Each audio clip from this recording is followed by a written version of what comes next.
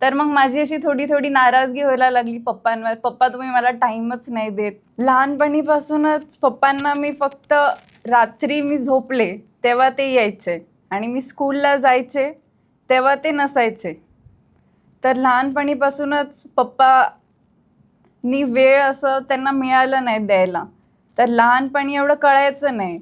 तर मग नाराजगी असायची किंवा असं नेहमी मला असं वाटायचं की फॅमिली ट्रिपला जावं सगळ्यांसारखे.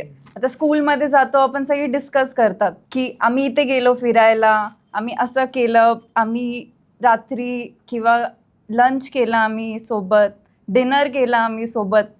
आणि मला असं नेहमी वाटायचं की यार मी काहीतरी अशी वेगळी आहे की सगळे फॅमिली असं सोबत करतात ते सगळे, मी का नाही करत आहे असं. तर मग माझी अशी थोडी थोडी नाराजगी व्हायला लागली पप्पांवर. पप्पा तुम्ही मला टाईमच नाही देत म्हणून. पण मी जेव्हा मोठी झाले तर 2017 साली मी स्वतः फिरले. तर मी जे प्रेम पाहिलं लोकांमध्ये, तर त्यावेळी माझी नाराजगी दूर झाली आणि मला समजलं की जे आपले पप्पा काम करतात आहे त्याला एवढं चांगला प्रतिसाद मिळतोय लोकांचा. 2026 साली पण आता सध्या मी स्वतः फिरतीये पप्पांसोबत.